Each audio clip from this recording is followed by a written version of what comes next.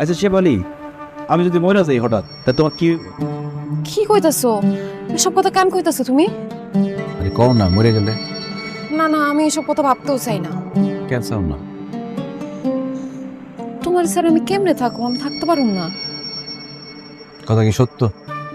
অবশ্যই সত্য। তোমার ছাড়া আমি এই জীবন চাই না। 28 বছর বয়সে আমি বিয়ে করছি। 4টা বছর ধরে তোমার সাথে সংসার করি।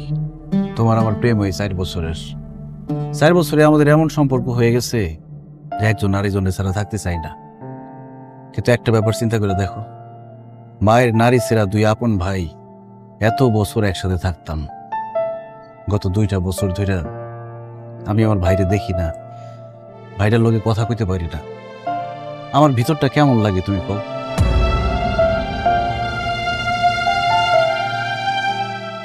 কথা কও না কেন? আমি কি কথা কইতে না করছি? না তো করছি। কখন না করলাম? কবে না করলাম আমি? কেন বাথরুম সহ ফ্ল্যাটের রুমটা তুমি সোহেলের দিতে মানা করো নাই? দোকান ভাগের সময় আমি 1.5 লাখ টাকা নিতে চাইছি, তুমি আমার আটকাও নাই। সোহেলের নামে মামলা করার জন্য তুমি আমার উকিলের কাছে পাঠাও নাই।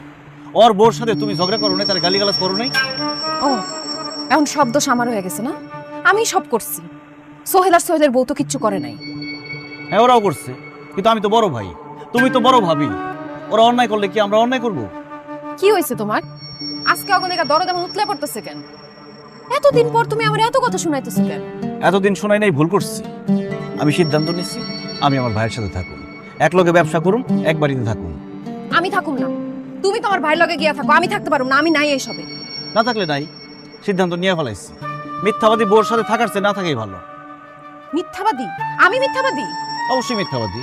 একটু আগে তোমার জিজ্ঞেলাম না যে আমি মরে গেলে তুমি কি করবা, তুমি আমারে কইলা আমার ছাড়া নাকি তুমি থাকতে পারবো না। যখনই শুনলাম আমরা 2 ভাই এক লগে থাকুম, তখনই তুমি আবার থাকতে চাও না। তাহলে কি তুমি মিথ্যাবাদী হলে না? দেখো, এই কথা আর এই কথা এক না। যেই বউ জামাইয়ের পরিবার থেকে আলাদা করতে চায়, সেই বউ আর যাই হোক ভালো মানুষ না। এরকম বউয়ের আমার কোনো দরকার নাই। আসো আসো, শুনছো ভাইজান কি কয়? শুনছো? এরকম বউ থাকার কোনো দরকারই নেই। এতগুলা বছর 2 ভাই এক লগে বড় হইছি, একসাথে থাকছি, কত কথা কাটাকাটি হয়েছে, ঝগড়া হয়েছে, মারামারি হয়েছে, কথা কওয়া বন্ধ হয়েছে। তারপর 2 ভাই আবার এক হয়ে গেছি মিলা, একসাথে চকলেট খাইছি, আইসক্রিম খাইছি। কিন্তু আজ 2টা বছর ধরে দুইজন একজন আরেকজনটা দেখি না, একজন আরেকজনের সাথে কথা কই না, শুধুমাত্র তোমাদের কারণে। এই ধরনের বউ আমাদের দরকার নেই, লাগবো না আমাদের এই ধরনের বউ। হ্যাঁ, ঠিক কইছো। আমি শেষ, সম্পর্ক শেষ। তোমরা নিজেকে পথ নিজেরা দেখো। ভাবি, আমি আপনার সাথে অনেক খারাপ করে ফেলছি, আপনি আমার মাফ করে দেন।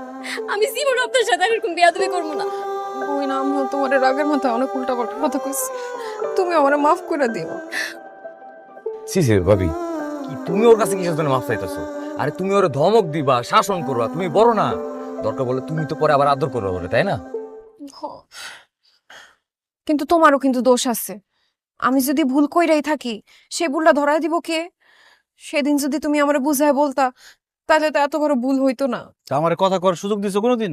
আজকেও তো দেই নাই, তাও তো জোর করে কইছো। আমি এখন থেকে তোমার কথা শুনো। আমগো লেগা, সবার লেগা যেটা ভালো সেটাই করো। তাইলে অর্ধেকে আমরা 2 ভাই এক ফ্ল্যাটে থাকবো, আর বড় যে রুমটা থাকবো, যে রুমে বাথরুম থাকবো, ওই রুমে সোহেল আর সোহেলের বউ থাকবে। রাজি? হরাসি। না ভাইজান, আমি রাজি না।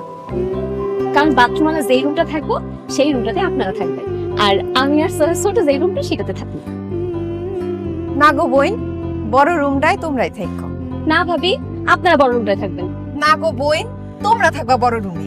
না ভাবি, আপনারা থাকবেন বড় রুম। তুমি বড় না, আমার কথার কোনো খেলা করবো না। আমি যা কমু তাই করতে হইব তোমার। আপনারা যেহেতু বড়, দুজনই যেহেতু বড়, তাই বড় রুম রাখলাম। দেখছো রানু আমার বেয়াদবি করতেছে। আমি বলছি তোমরা বড় রুমে থাকবা, বড় রুমে থাকবা।